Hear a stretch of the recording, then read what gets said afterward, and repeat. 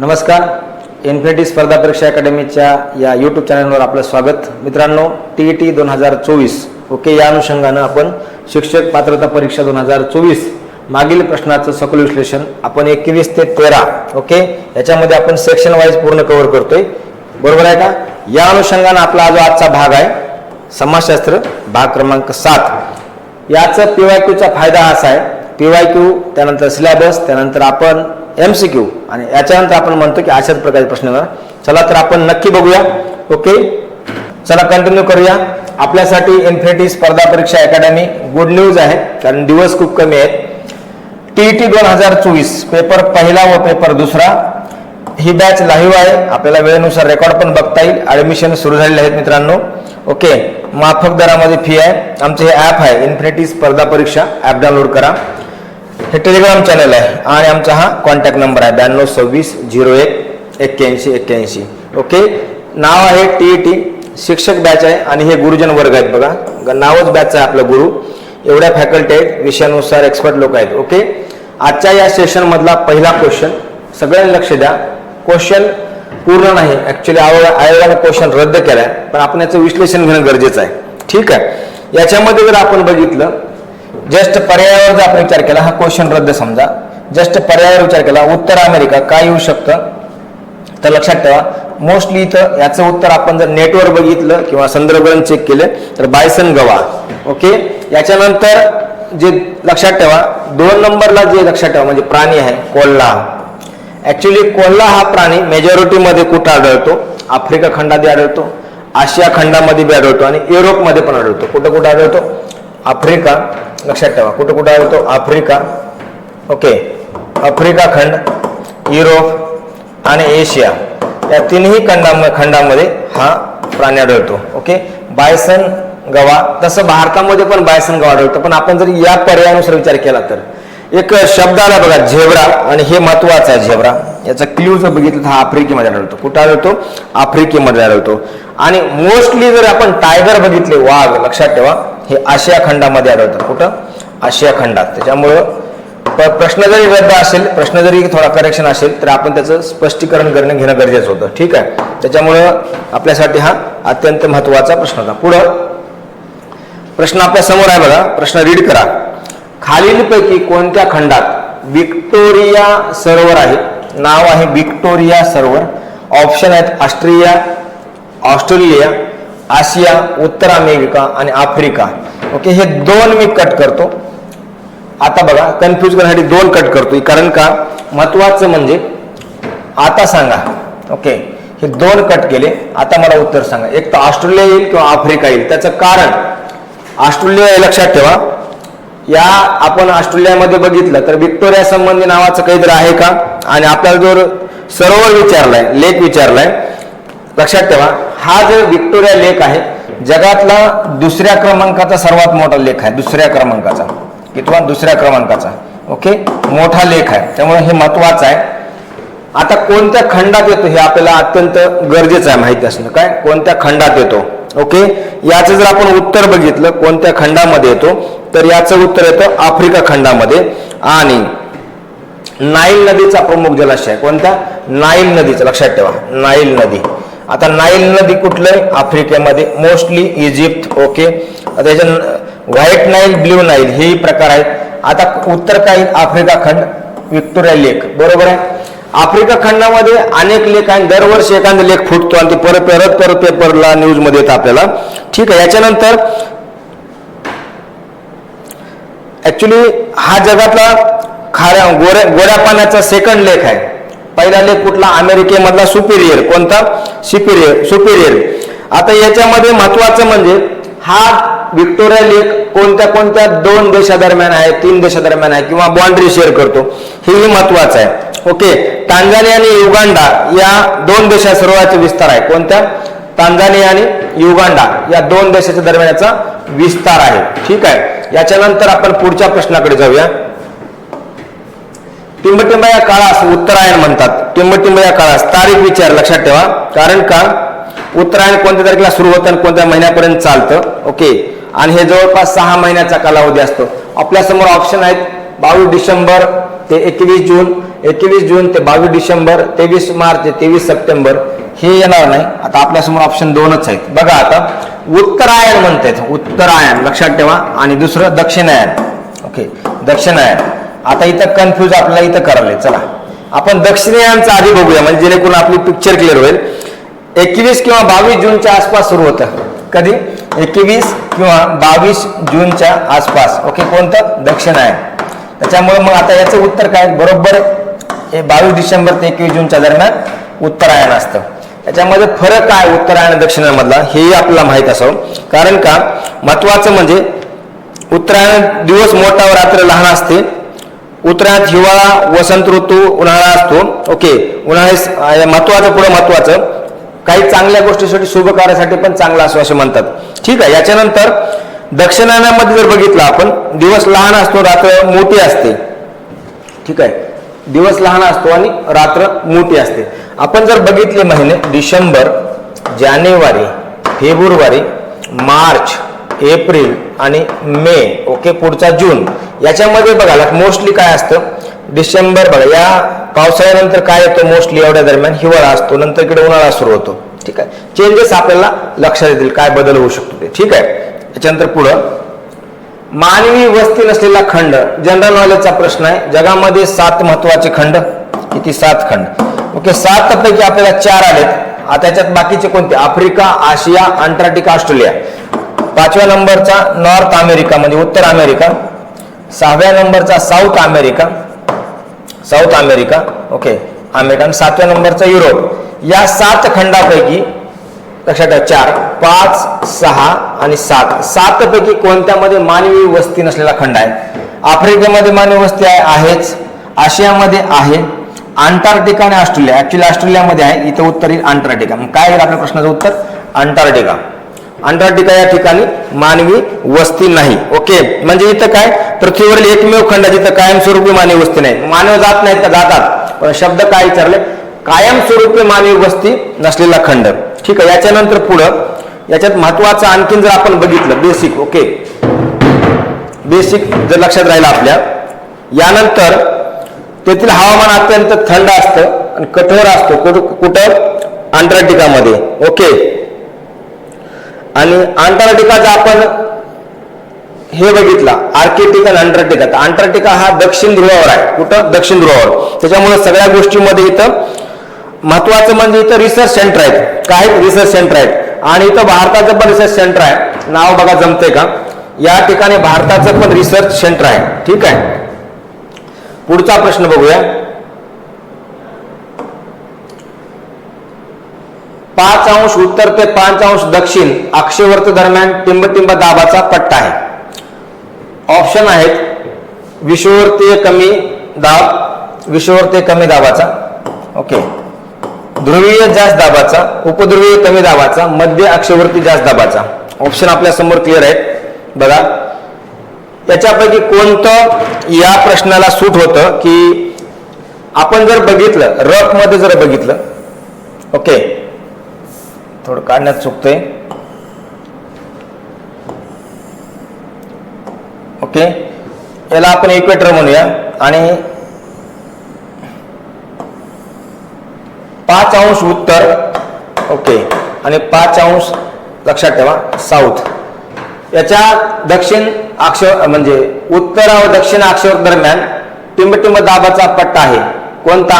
याला काय म्हणतात? यालाच म्हणतात बघा इक्वेटर. काय म्हणतात? विषुववर्त. काय म्हणतात? इक्वेटर किंवा विषुववर्त. काय म्हणतात? विषुववर्त म्हणतात. ही रेषा कोणती आहे? विषुववर्त. ओके, या दोन्हीच्या इकडे आणि इकडे जो असणारा पट्टा आहे त्याला डायरेक्ट म्हणतात विषुववर्तीय कमी दाबाचा पट्टा. ठीक आहे, विषुववर्तीय कमी दाबाचा पट्टा. ठीक आहे. आता बघा ध्रुवीय जास्त दाबाचा पट्टा, ध्रुवीय कुठे येतो? इकडे येतो पोल.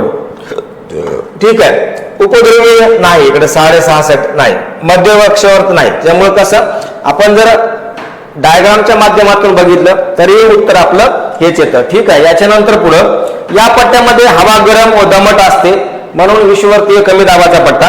सूर्याच्या तापमानामुळे हवा उष्ण होते व वर जाते. हवा वर गेल्यामुळे काय होतं? ज्याला आपण सरफेस किंवा पृष्ठभागावर कमी दाबाचा पट्टा तयार होतो. ओके, आता जे बाकीचे जे पर्याय आहेत त्या पर्यायाचा विचार करता मला असं वाटतं इनफ तुम्हाला ही इक्वेटर लाईन क्लिअर झाल्यामुळे हे बाकीच्या गोष्टी ताण नाही. ठीक आहे. पुढं जगातील सर्वात मोठं किंवा मोठे फुल कमळ, रॅप्लेशिया, ॲस्टर आणि सूर्यफूल. एक लक्षात ठेवा, हे आपण ॲटलिस्ट नावं तरी माहिती आहेत आपल्याला, त्यामुळे आपण हे दोन्ही बघितले तर सूर्यफूल तर शक्यच नाही आणि कमळ पण शक्य नाही. ठीक आहे. आता ॲस्टर किंवा रॅप्लेशिया दोनच आपल्याकडे ऑप्शन आहेत. ओके, कारण याचं जर बघितलं जगातील सर्वात मोठे फूल, ओके, ज्याचा 3 फूट व्यास पर्यंत वाढू शकतो आणि हे फूल मोस्टली दक्षिण पूर्व एशिया, साऊथ ईस्ट एशिया जंगलामध्ये आढळतं. आणि याचं आपण फीचर बघितलं, एक परजीवी वनस्पती आहे ती. काय एक परजीवी वनस्पती आहे. ओके, पाणी आणि पोषणासाठी महत्वाचं. रॅप्लेशिया काय असतं तर याचं उत्तर बघा जमतंय का, नसेल तर याचं उत्तर आहे बघा रॅप्लेशिया. आता हे कुठं मिळते तेही राहू द्या, कारण कदाचित असंही South East Asia. Okay, South East एशियामध्ये हे जगातील सर्वात मोठं रॅप्लेशिया नावाचं फूल मिळतं. ठीक आहे. पुढे जाऊया. खालील आकृतीतील सागरी गुहा यासाठी योग्य पर्याय निवडा. 1, 2, 3, 4. मी परत रूल आउट करतो. हा 4 नंबर आहे, 3 नंबर आहे, 2 नंबर आहे आणि 1 नंबर आहे. आता व्यवस्थितपणे बघा. आता सागरी गुहा. ओके, हे जमिनीचा पट्टा आहे असा. ओके, हे जमिनीचा पट्टा आहे, चालते. हे पाणी आहे सगळं, याला आपण म्हणूया पाणी. ओके, हे पाणी आहे आणि ही जमीन आहे. कोणते? ही जमीन आहे. ठीक आहे. आता समजून घ्या हा प्रश्न कसा विचारला ते. सागरी गुहा कशाने तयार होते बघा. उदाहरणामध्ये ही जमीन आहे, खडकाळ जमीन आहे, हे पाणी आहे. पाणी सारखं यायला, उदाहरणार्थ लाटाचा मारा व्हायला असा. ओके, लाटाचा मारा व्हायला असा, लाटाचा मारा व्हायला, तर काय तयार होतं?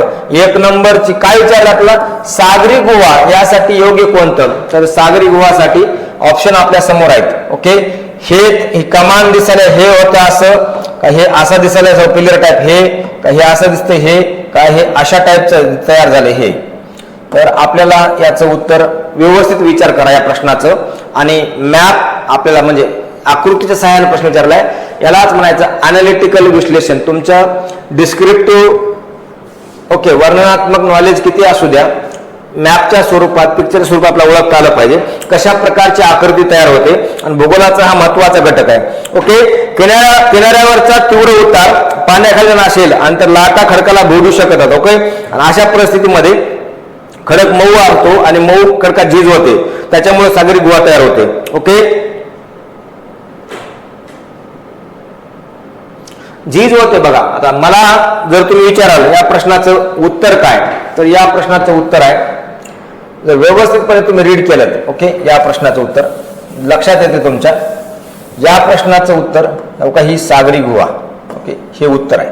ठीक आहे, सागरी गुहा म्हणजे किती नंबर? 4 नंबरचं उत्तर आहे. बघा तुम्ही व्यवस्थितपणे, तुम्हाला आयडिया येईल कशामुळे होतं. समुद्राच्या लाटामुळं खडकाची झीज होते आणि अशा प्रकारची आकृती तयार होते. पुढं नकाशाच्या उजव्या कोपऱ्यात बाणाच्या सहाय्याने दिशा दर्शवली जाते. ओके, नकाशाच्या उजव्या कोपऱ्यात बाणाच्या सहाय्याने दिशा दर्शवली जाते. मग कोणती? पूर्व, पश्चिम, उत्तर, दक्षिण. थोडा वेगळा प्रश्न विचारलाय.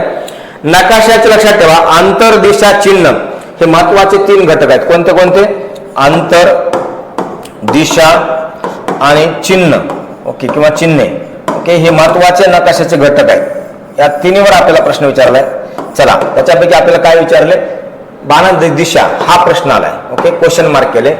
कोणता? पूर्व, पश्चिम. आपण जर सहज कुठलंही पाठ्यपुस्तकातला मॅप असू द्या किंवा कुठलाही मॅप नकाशा बघितल्यानंतर आपल्याला कळतं कोणत्या प्रकारे दाखवलं जातं. ऑप्शन आहे पूर्व, पश्चिम, उत्तर, दक्षिण. नकाशाच्या बघा, हे पृथ्वीच्या पृष्ठभागावर एखाद्या प्रदेशाचं किंवा भागाचं प्रतिरूपण किंवा रेखाचित्र करतात. रेखाचित्र म्हणजे काय? मी रफ काढतो बघा असं. हे भारताचा मी समजा मॅप दाखवतो शॉर्ट मध्ये, आणि असं महाराष्ट्रासंबंधी मी दाखवलं की महाराष्ट्रामधून ओके विश्ववरती इक्वेटर कसं संबंधित आहे, Tropic of Capricorn, Tropic of Cancer असं दाखवतो मी समजा उदाहरणार्थ. तर हे आपल्याला समजतं. याचा अर्थ काय होतं? दिशा कळते. दिशासाठी कोणतं ऑप्शन विचारले?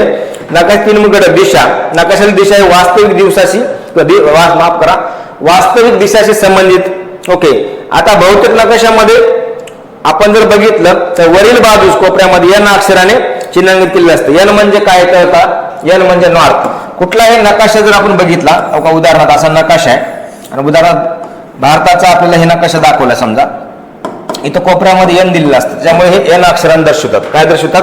एन अक्षराने दर्शवतात. पुढं रोम शहर कोणत्या नदीच्या काठी वसलेला आहे? बघा, मला असं वाटतं हा प्रश्न वेगळ्या प्रकारे येतोय. ओके, आता रोम काय तर इटलीची राजधानी आहे. इटलीची राजधानी आहे.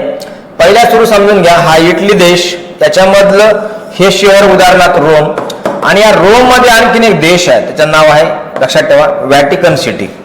Okay, Vatican city. आणि हा प्रश्न आपण घेतला व्हॅटिकन सिटीचा. आता रोमवर विचारले, रोम शहर कोणत्या नदीच्या काठी आहे?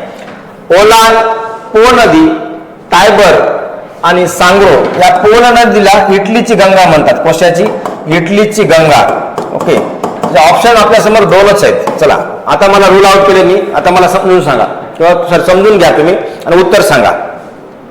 बोला आता उत्तर काय येईल? उत्तर लक्षात ठेवा, हे शहर एकतर शाश्वत, कारण का आपण जर बघितलं इथं अनेक, जर आपण ग्रीक कल्चर बघितलं, ग्रीक संस्कृती. ओके, याच्यानंतर पुढे महत्वाचं, हे शहर जसं मुंबई बेट हे 7 बेटांना बनले, तसं हे 7 टेकड्याने बनलेलं शहर आहे. ओके, 7 टेकड्याचं शहर. आता याच्यामध्ये जर बघितलं आपण रोम आणि रोमन स्टाईल, काय म्हणूया आपण? रोम. मी ग्रीक बोललो होतो का? थोडं करेक्शन करा. रोमन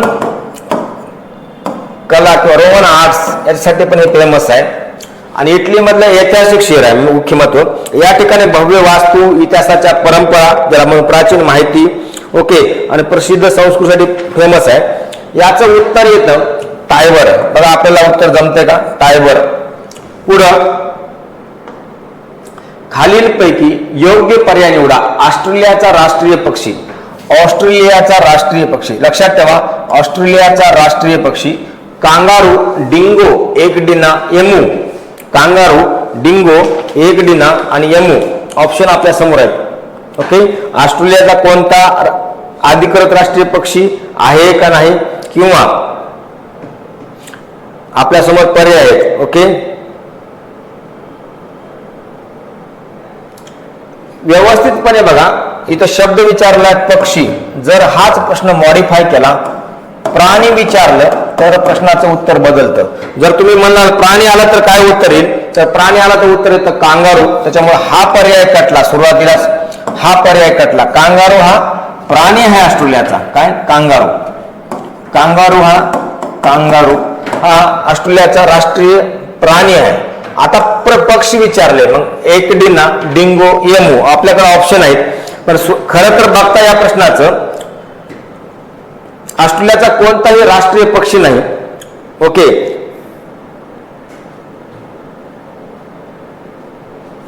ठीक आहे. त्याच्यामुळं अनाधिकृतपणे एमूला मानतात. कुणाला? अनाधिकृतपणे एमू. त्याच्यामुळे हे डिंगो कटलं आणि एकडिना पण कटलं. Okay, emu. आणि कांगारू हा राष्ट्रीय प्राणी आहे, त्यामुळे हा बदल आहे त्याच्यामध्ये. पुढे जाऊया. हिमालय हा टिंबटिंब पर्वत आहे. मी मागच्याच आपल्या या टीईटी सेशन मध्ये व्यवस्थितपणे तुम्हाला समजून सांगितलं होतं. 2 प्रकारचे माउंटेन महत्वाचं मी सांगताना सांगितलं होतं.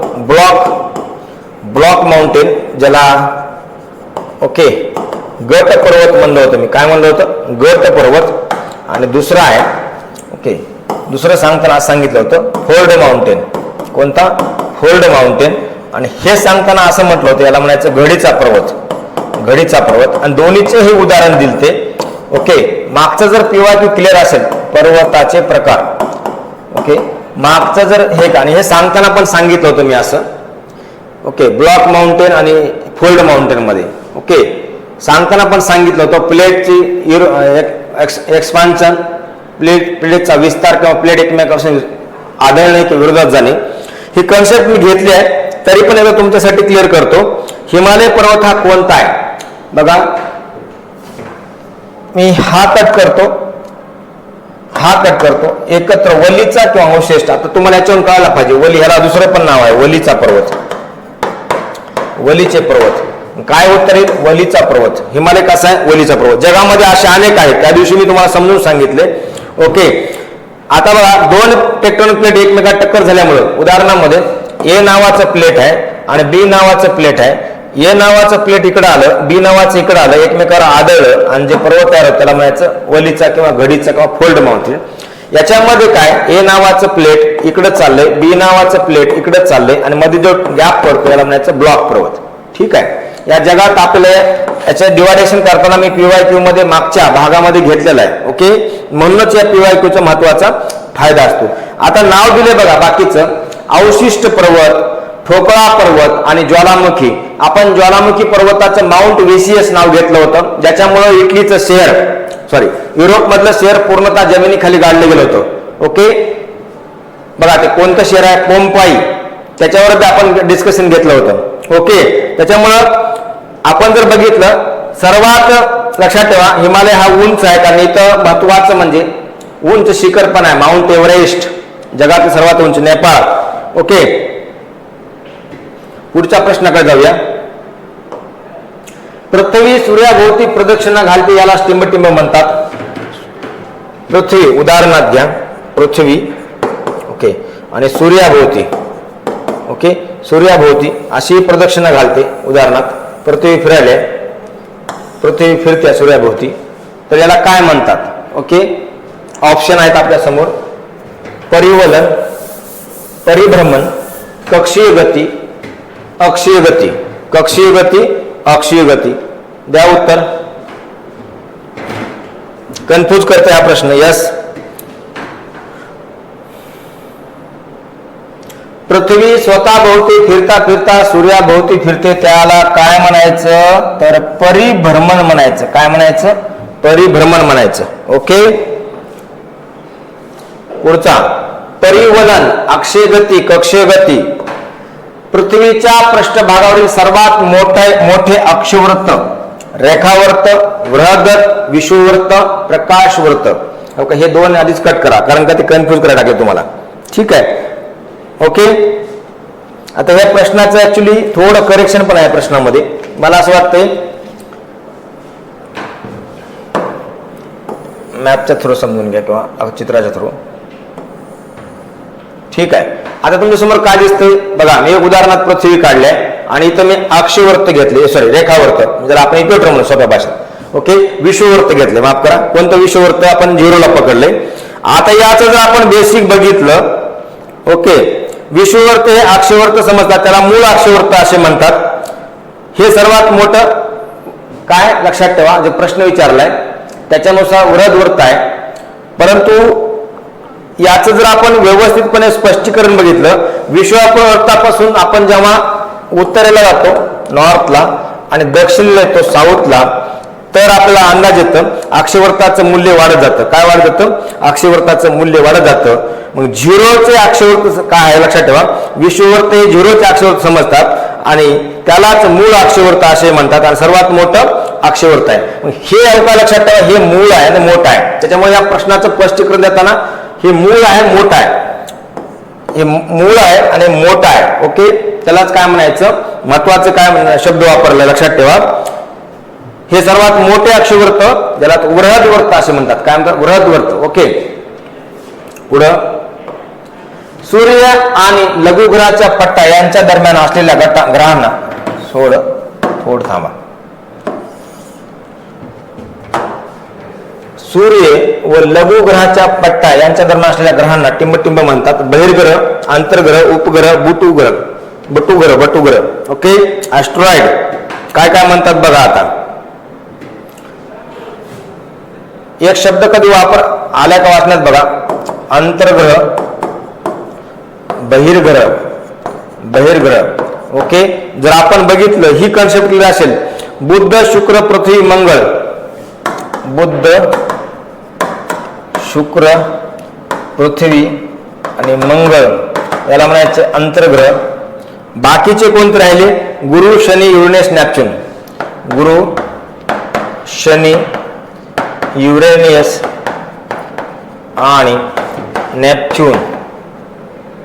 Okay, Neptune. ओके, हे जे 8 ग्रह आहेत, आता सूर्य आणि लघुग्रहाच्या पट्ट्यांदरम्यान असलेल्या ग्रहांना टिंबटिंब म्हणतात. बहिर्ग्रह, अंतर्ग्रह, उपग्रह एकंदरीत आता जर आपण बघितलं तर यांना काय म्हणतात लक्षात ठेवा. आता लक्षात ठेवा हे महत्वाचे,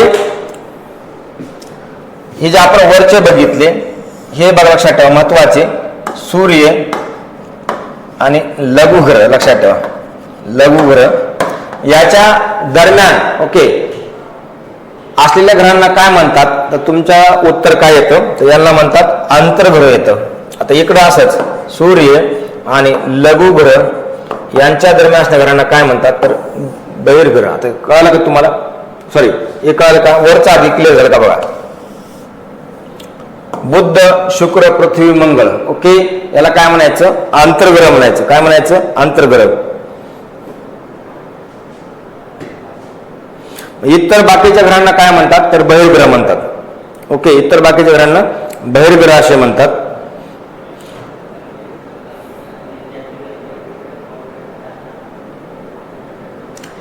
बाकीचा जो विचार करता हे सूर्याच्या जास्त जवळ पण आहेत त्याला अंतर्ग्रह असे म्हणतात. काय, सूर्य जास्त जवळ पण आहेत ओके, सूर्यापासून हे जास्त लांब पण आहेत त्यांना बहिर्ग्रह असे म्हणतात. ठीक आहे, पुढे जाऊया.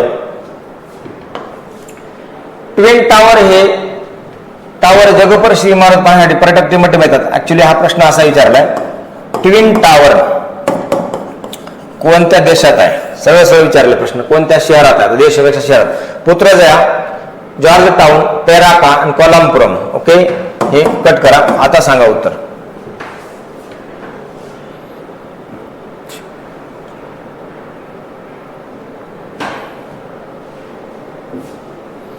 उत्तर लक्षात ठेवा, हे जे ट्विन टावर आहे 88 मजले आहे त्याच्यामध्ये, आणि मलेशिया या शहराची राजधानी आहे कोलमपुरम या ठिकाणी हे ट्विन टावर आहे.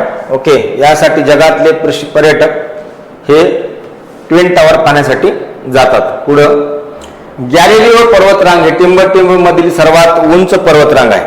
कोणती, गॅलिलिओ किंवा गॅलिलिओ ही पर्वतरांग टिंबटिंब मध्ये सर्वात उंच, गॅलिलिओ म्हणलो मी, माफ करा. गॅलिली पर्वतरांग ही टिंबटिंब मध्ये सर्वात उंच पर्वतरांग.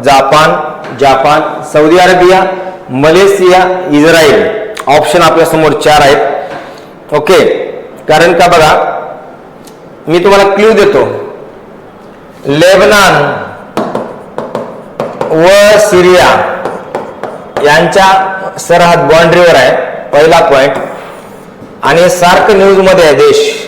मग कोणत्या न्यूज मध्ये आहे, हे कटला हा कटला, एक तर मलेशिया किंवा इस्रायल. तर लक्षात ठेवा हा येतो ईस्ट एशियामध्ये, हा येतो वेस्ट एशियामध्ये, त्याच्यामुळं उत्तर येतं इस्रायल.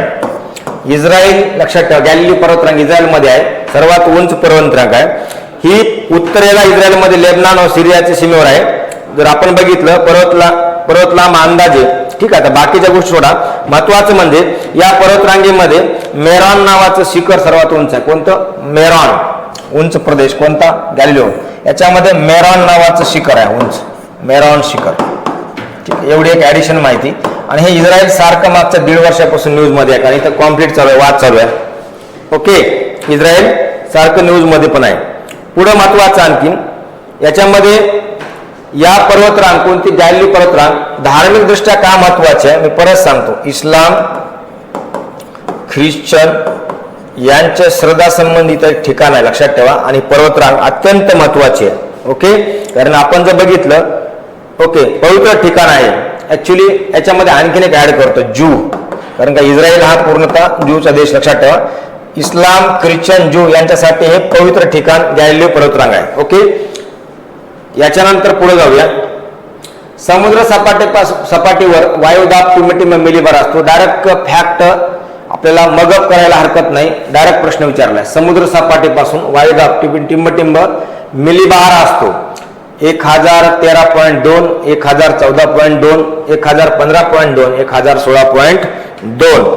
बघा मिलीबार विचारले. काय विचारले, मिलीबार. जेव्हा सोप्या भाषेत जेव्हा तापमान वाढतं तेव्हा एअर प्रेशर कमी होतं. जेव्हा लक्षात ठेवा तापमान कमी होतं तेव्हा एअर प्रेशर वायुदाब वाढतो. हाच फॉर्म्युला तुम्हाला जमतंय का बघा, त्याच्यावर तुम्हाला क्लिअर होतं. ओके 2च पॉईंट शॉर्टकट करा. हवेच्या किंवा वायुदाब हवेच्या तापमान आणि घनतेवर अवलंबून असतो. वायुदाब म्हणजे हवेचं वजन प्रति क्षेत्रफळ, म्हणजे समुद्र सपाटीवर वायुदाब किती. आता ऑप्शन आपल्या समोर आहेत, तर याचं उत्तर येतं, लक्षात ठेवा, 1013.2. 1013.2. हे तापमान वाढलं की वायुदाब एअर प्रेशर कमी होतं, तापमान कमी झालं की एअर प्रेशर वाढतं. याच कन्सेप्टवर ही बाकीची संकल्पना आहे. प्रश्न काय विचारलाय, समुद्र सपाटीवर वायुदाब टिंब मिलीबार असतो, 1013.2 मिलीबार असतो. किती? 1013.2 मिलीबार असतो. घनता वाढल्याने वायुदाब वाढतो, घनता कमी झाल्याने वायुदाब कमी होतो.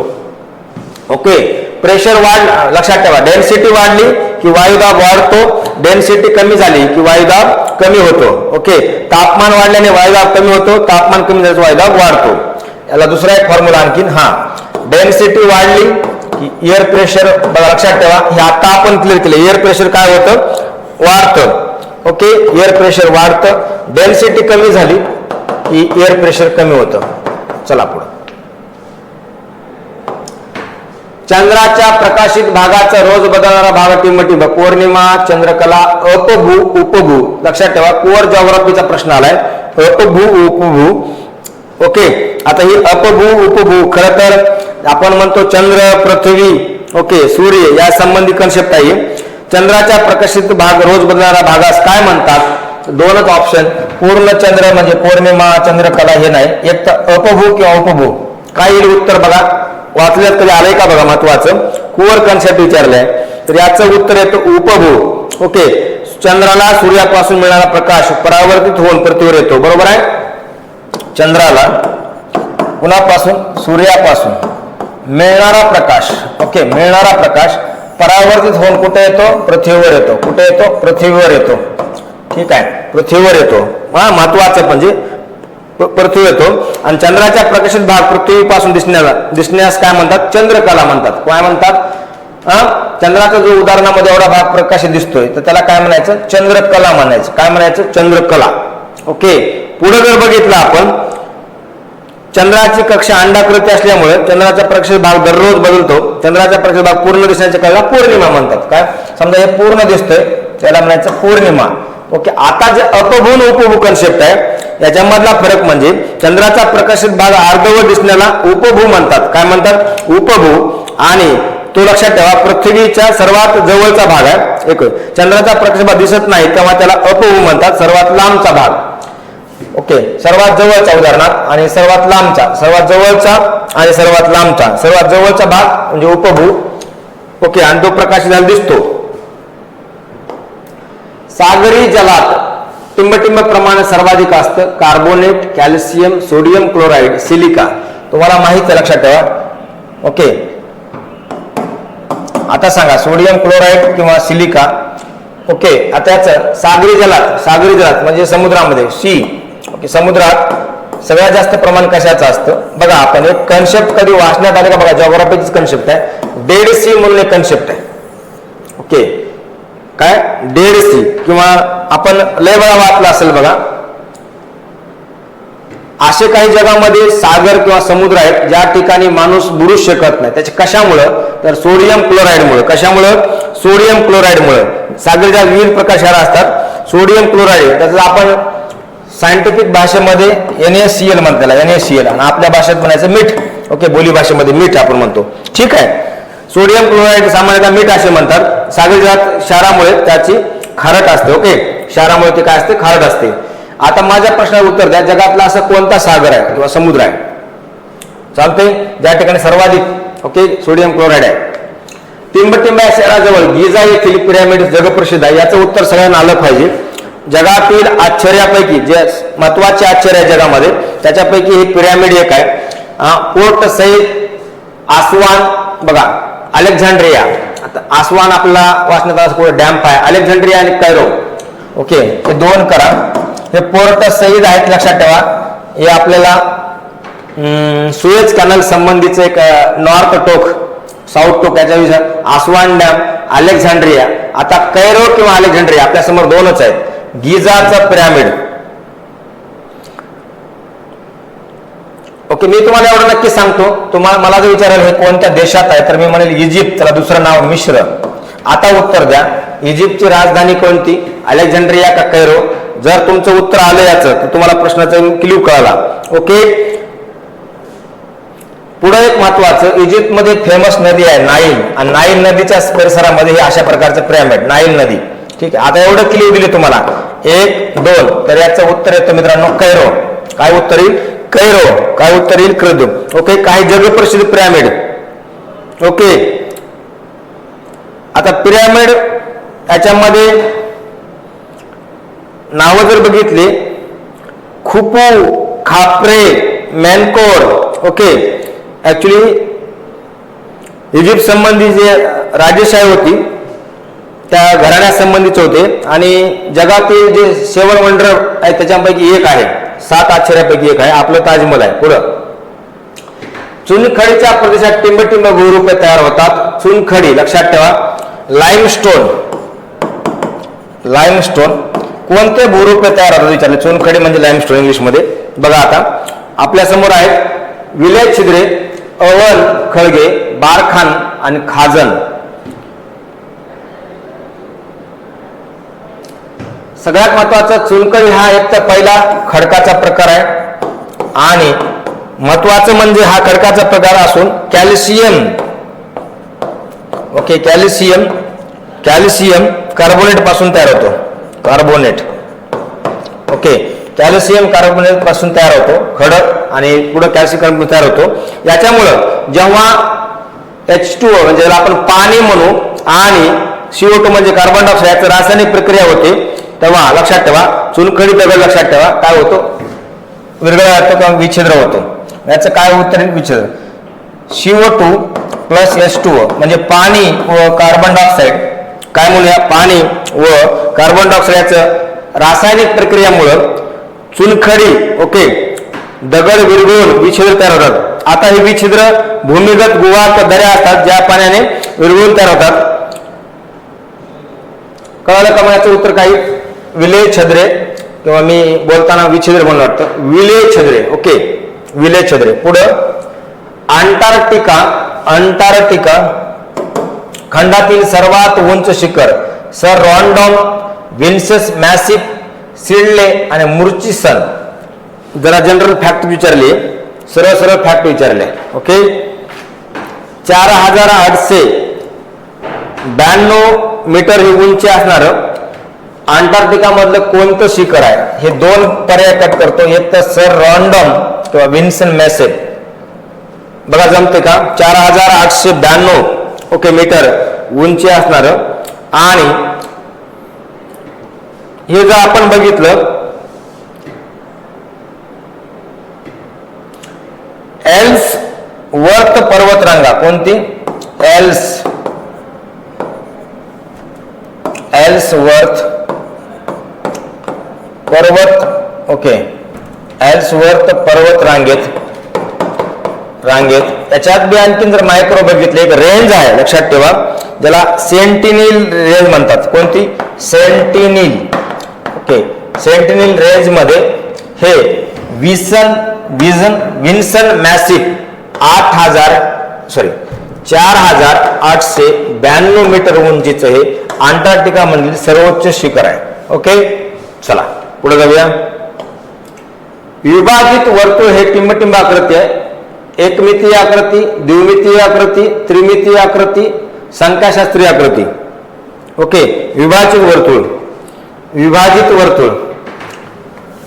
वर्तुळ जनरल अवेअरनेस. बघा विभाजित वर्तुळ त्रिमिती नाही, संख्याशास्त्रीय आकृती नाही, एक तर एकमितीय आकृती किंवा द्विमितीय आकृती. जमते का बघा या प्रश्न उत्तर? ओके, या प्रश्न उत्तर जमते का बघा?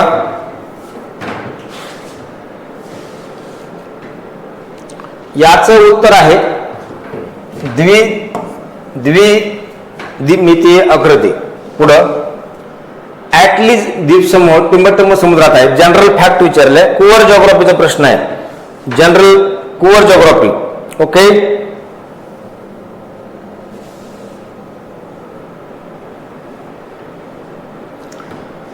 इथं आपल्याला मॅप काढता येणार नाही, परंतु रफ मॅप काढायचा प्रयत्न करतो मी. थोडं समजून घ्या. ओके, समजून घ्या फक्त. याला म्हणूया आपण नॉर्थ अमेरिका, याला म्हणूया साऊथ अमेरिका. इकडचे देश ब्राझील, अर्जेंटिना, बेल्यू, चिली, पेरू, उरुग्वे, पॅराग्वे, बोलिव्हिया.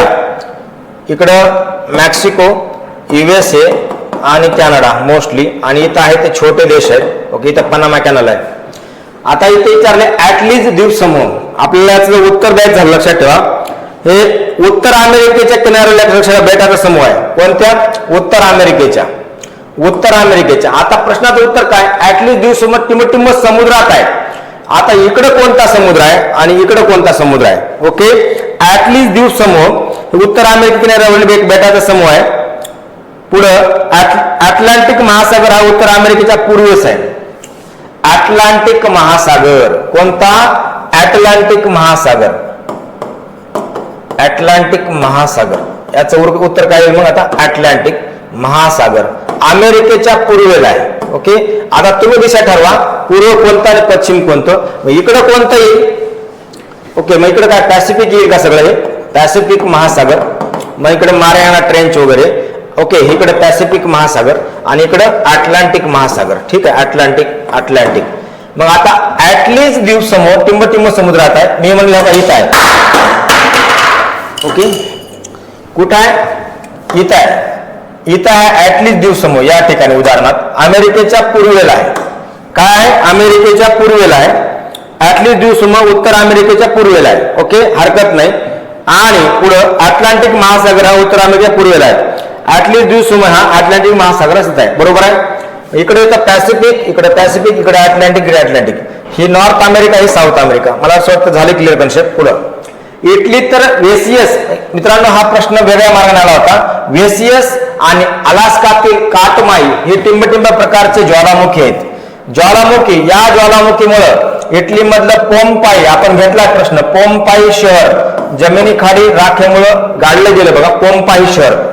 ठीक आहे, आता उत्तर द्या या. चला, जागृत ज्वालामुखी, निद्रस्त झोपेला ज्वालामुखी किंवा सुप्त, ऍक्टिव्ह, डिऍक्टिव्ह. ओके, मृत, डेड, अंश मुल्क. मित्रांनो, हे डेड पण नाही आणि अंश मुल्क पण नाही. एक तर ऍक्टिव्ह ज्वालामुखी किंवा निद्रस्त ज्वालामुखी. काय उत्तर येईल बघा?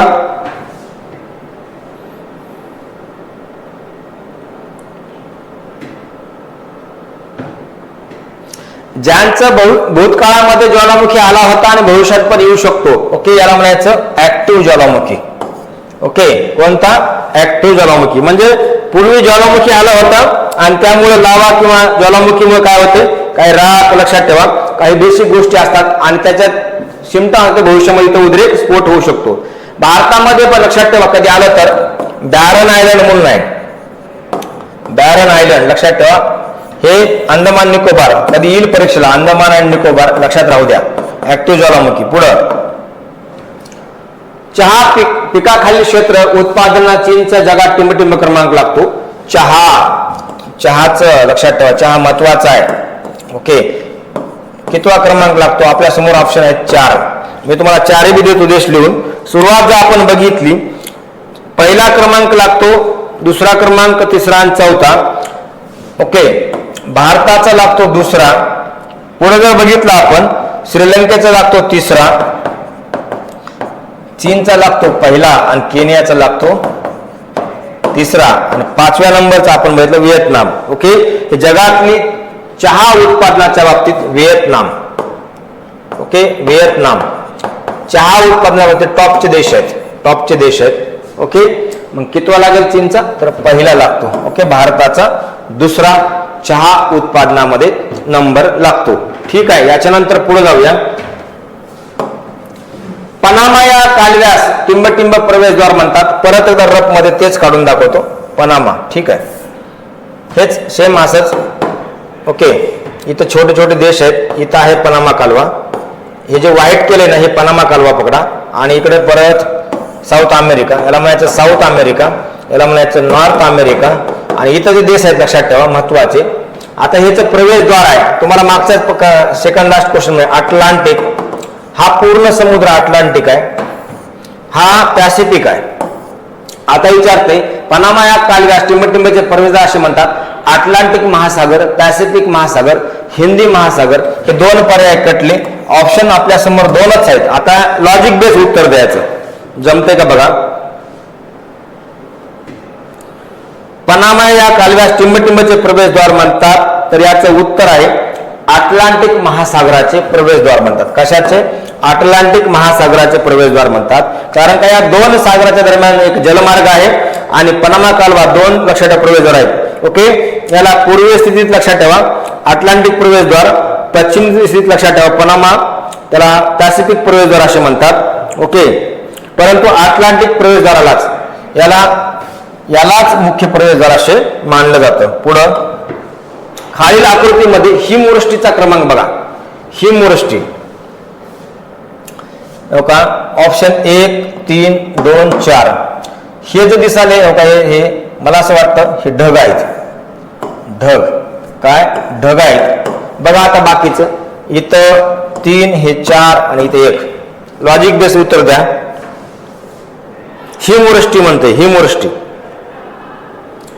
आता ही जमीन आहे बघा. उदाहरणार्थ ही एवढी जी काय दिसते ही जमीन आहे, पूर्ण जमीन आहे. काय? जमीन आहे. आता हे जे दिसते इथं जमिनीला ताप आले हे आणि बाजूला समजा हे समुद्र आहे, हे पाणी सगळं. ओके, इथून काय व्हाले 1 नंबर म्हणतं हे आपल्याला बाष्पीभवन, 2 नंबर म्हणतं ढग, 3 नंबरचा जर आपण विचार केला व्यवस्थितपणे बघितलं मायक्रो बघितलं तर आपल्याला इथं काय दिसतं तेव्हा हे ढगापासून पडणारा पाऊस दिसतोय.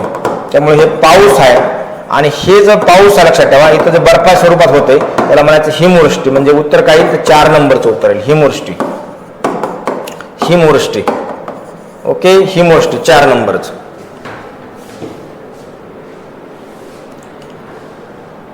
पुढं टिंबटिंब या मैदानास मेसोपोटामिया असे म्हणतात. या प्रश्नाला IMP करा.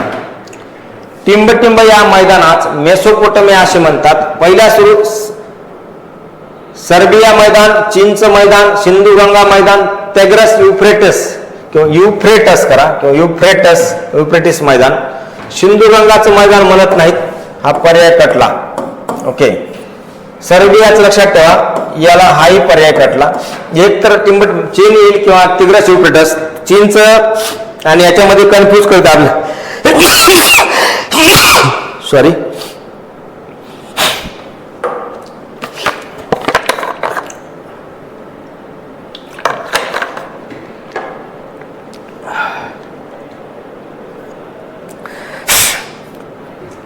टिंबटिंब मैदानास मेसोपोटामिया मित्रांनो लक्षात ठेवा टिग्रस युफ्रेटस मैदान असे म्हणतात. त्यामुळे चीनचं पण नाही. सायबेरिया वाळवंट हे लक्षात ठेवा मंगोलियामध्ये आहे, चीनच्या नॉर्थला, त्यामुळे ते संबंध येत नाही. आपण जर या प्रश्नाकडे बघितलं मेसोपोटामिया हा शब्द प्राचीन ग्रीक भाषेतून आलाय. त्याचं बाकी तिकडे जाऊया सगळं. मेसोपोटामिया म्हणजे आताच इराक, सिरिया आणि टर्कीचा काही भाग, मोस्टली इराकचा भाग, काही भाग सिरिया आणि काही भाग तुर्कीचा. ओके, इराक आणि इराण लक्षात ठेवा. मी म्हणले फारस, काय म्हणलं होतं फारस किंवा पर्शिया, फारस. आणि याला मेसोपोटामिया. जगामध्ये प्राचीन 4 संस्कृती होत्या, त्यापैकी एक मेसोपोटामिया संस्कृती होती आणि या नदीच्या काठी विकसित झाली होती मेसोपोटामिया संस्कृती. ओके, मेसोपोटामिया संस्कृती. ठीक आहे, त्याला आता वेगळे बघा, वेगळ्या कालखंडात वेगळे नावं. पुढं जगातील सर्वाधिक नैसर्गिक वायूचा उत्पादन देश, नॅचरल रिसोर्सेस, सर्वाधिक नॅचरल रिसोर्सेस संयुक्त राष्ट्र अमेरिका, रशिया, इराण आणि सौदी अरेबिया. आता कन्फ्यूज करतो मला, मी हा पर्याय कट करतो, हाही पर्याय कट करतो. आता उत्तर द्या. एक तर संयुक्त राष्ट्र अमेरिका किंवा काही सौदी अरब. काही वर उतरायचं संयुक्त राष्ट्र अमेरिका ओके का सौदी अरब. मित्रांनो लक्षात ठेवा नैसर्गिक वायू म्हटले म्हणजे नॅचरल गॅसचं प्रोडक्शन उत्पादन म्हटले त्याचं उत्तर येईल अमेरिका. सौदी अरब बाकीचे जे गोष्ट आहे लक्षात ठेवा त्याला नॅचरल ऑइल म्हणायचं. नॅचरल किंवा क्रूड ऑइल शब्द काय वापरायचं क्रूड ऑइल जर आलं असतं तर उत्तर बदललं असतं. हे नॅचरल गॅस म्हणल्यामुळं उत्तर. तर नॅचरल गॅस म्हणजे उत्पादनामध्ये अमेरिका 1 नंबरला आहे. ओके मित्रांनो, आजच्या या सेशनमध्ये आपण PYQ महत्वाचे क्वेश्चन कव्हर केले. आपल्यासाठी दिवस कमी आहेत. अकॅडमीने TET 2024 गुरु बॅच लॉन्च केली आहे. हे एक्सपर्ट गुरुजन वर्ग आहेत बघा. ओके, मराठीसाठी सचिन नातकरे सर, मोनाली मॅडम गणित बुद्धिमत्ता, संगपाल सर इंग्लिश, सागर सर, सागर जगताप सर आणि मी स्वतः. लक्षात ठेवा, जे आपलं बाल मानसशास्त्र, परिसर अभ्यास, समाजशास्त्र या इतर विषयासाठी आपली बॅच सुरू झालेली आहे. ही बॅच आपल्याला लाईव्ह पण करता येईल, रेकॉर्ड करता येईल. एक विनंती आहे, माफक दरामध्ये बॅच आहे. आपण युट्यूबला जी आमची क्वालिटी चेक करताय, ओके, आपल्या कमेंट आमची एनर्जी असते. लेक्चरला लाईक करा, चॅनल सबस्क्राईब करा, एक विनंती आहे फक्त. हे आमचं ॲप डाउनलोड करा आणि टेलिग्राम चॅनल नक्की जॉईन करा. काही क्युरी असू द्या, 9226018181 नंबरला फोन करा. ओके, पुढं महत्वाचं म्हणजे कुठले आपल्याला या माझं लेक्चर असेल किंवा इतर सरांचं लेक्चर असेल, आपल्याला युट्यूबला मिळतील लेक्चर. ओके, यासाठी इन्फिनिटी स्पर्धा परीक्षा, ओके, या युट्यूब चॅनलला सबस्क्राईब करा. असं सेशन आपण कंटिन्यू करूया. इथे थांबूया. Thank you so much. काही असो, लेक्चरला लाईक करा. लेक्चरच्या खाली पॉझिटिव्ह, निगेटिव्ह, न्यूट्रल तुम्हाला जे वाटते कमेंट करा. म्हणजे पुढच्या लेक्चरमध्ये, पुढच्या आपल्या म्हणजे भाग क्रमांक 8 मध्ये करेक्शन करता येईल. ठीक आहे, थांबूया इथं. Thank you so much.